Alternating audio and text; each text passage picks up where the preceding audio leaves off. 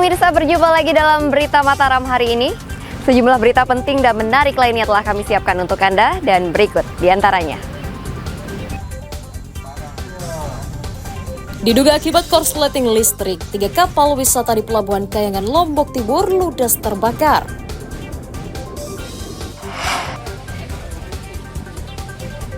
Curi sejumlah motor milik warga, seorang polisi gadungan di Mataram diringkus aparat.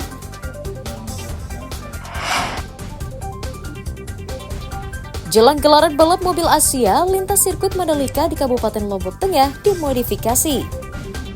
Bersama saya Rahayu Jabar, inilah berita selengkapnya.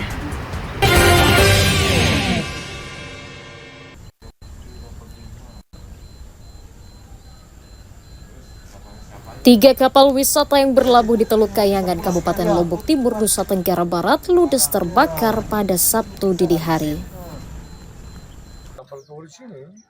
Kebakaran kapal bernama Pulau Mas 167, Pulau Mas 168, dan Pulau Mas 88 terjadi sekitar pukul 3 WITA saat sebagian besar ABK sedang beristirahat. Menurut informasi yang diterima polisi, kebakaran diduga bermula dari ruang dapur pada salah satu kapal yang dipicu arus pendek listrik. Karena api pada kapal terus membesar, anak buah kapal berinisiatif memutus tali jangkar agar kapal bisa bergerak menjauh dari kapal lainnya. Namun naas, karena kencangnya tiupan angin, kapal justru tersapu mendekati hingga menempel kedua kapal lainnya hingga ikut terbakar.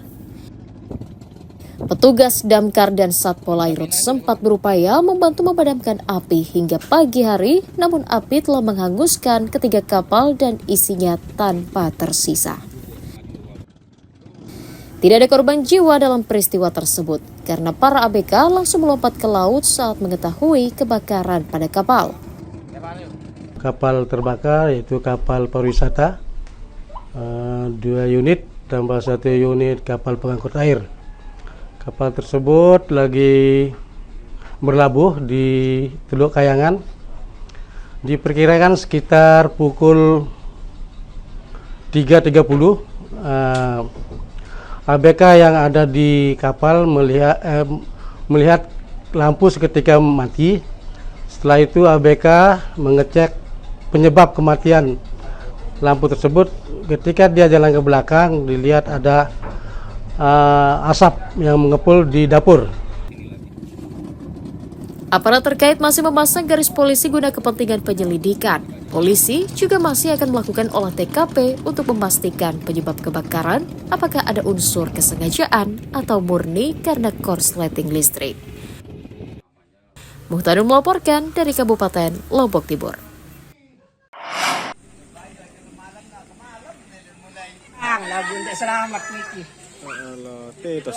Ratusan warga korban banjir di Desa Karangbongkot, Kecamatan Labu Api, Kabupaten Lombok Barat telah kembali ke rumah serta mulai membersihkan rumah dan perabotan mereka yang terendam oleh banjir. Selain memaksa mereka mengungsi, banjir luapan sungai pada awal pekan lalu telah menghanyutkan perabotan dan merusak peralatan elektronik yang disimpan di dalam rumah. Kini warga juga masih kesulitan mendapatkan air bersih karena sumur mereka juga tercemar oleh sampah yang terbawa banjir. Meski banjir sudah usai, namun warga meminta Pemda tetap menyalurkan bantuan air bersih, pakaian dan perlengkapan tidur selama sepekan mendatang hingga kehidupan mereka normal kembali.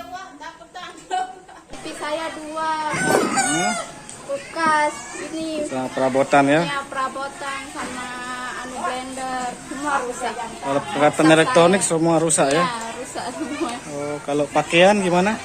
Rusak juga kena.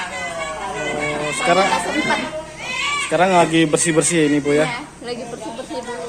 Mati lampu jadi susah. Apa kebutuhan warga sekarang Bu ini? Ya, makanan lah, obat-obatan, banyak nyamuk juga sekarang kalau udah kayak gini. Oh, iya. Belum ada tapi bantuannya? Belum. Saat ini sedang Sementara perkiraannya berapa Pak? Kalau berdasarkan sarapan tadi pagi kita edarkan 1.000. Berarti 1.000 lah ya. Iya, itu ditempatkan di kita minta Kades untuk membagikan ke masyarakat karena dia lebih tahu gitu. Karena dia ada yang di rumah warga, ada yang di keluarganya, ada yang di masjid, ada yang di musola, seperti itu. Warga juga berharap pemerintah daerah memberikan solusi jangka panjang dengan menormalisasi seluruh saluran irigasi dan membangun tanggul permanen di sepanjang aliran sungai. Hairul Amri melaporkan dari Kabupaten Lombok Barat.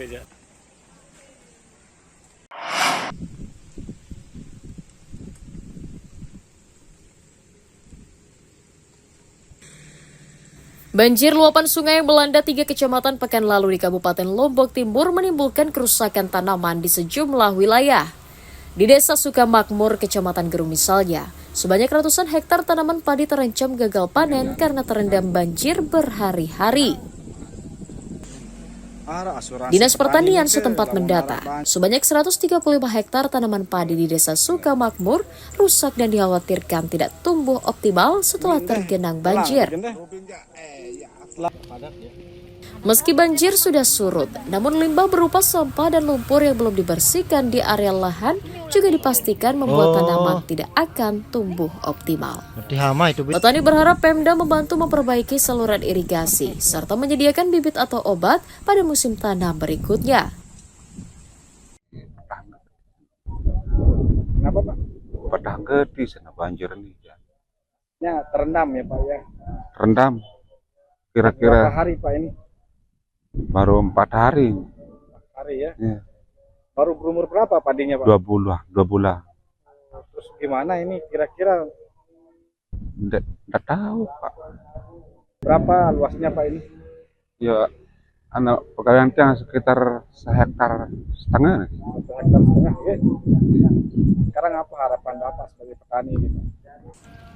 Merespon hal itu, Pemda berjanji akan memperbaiki saluran irigasi agar dapat meminimalisir dampak banjir. Karena sekarang kita kan urusannya tentang ketahanan pangan, swasembada pangan, tentunya kami harus sigap turun ke lapangan, kita cek ke lapangan, ternyata ada yang terendam, tapi insya Allah bisa diselamatkan. Tapi ada juga yang tidak bisa diselamatkan, seperti contohnya yang sekarang ini yang ada di Puranji, ini sepertinya kena penyakit, apalagi ada ulatnya. Setelah kami coba cabut, Terendam dan, ya? Iya, terendam. Jadi semakin terendam semakin banyak dia berkembang ulatnya, sehingga paling tidak nanti saya menginstruksikan penyuluh untuk mempompa, airnya dikeluarkan, habis itu disemprot pakai furadan. Selain mengajak petani mengatur pola tanam, Pemda juga meminta para petani agar mengikuti asuransi pertanian agar kerusakan tanamannya dapat diklaim pada musim tanam berikutnya. Hairul Amri melaporkan dari Kabupaten Lombok Barat.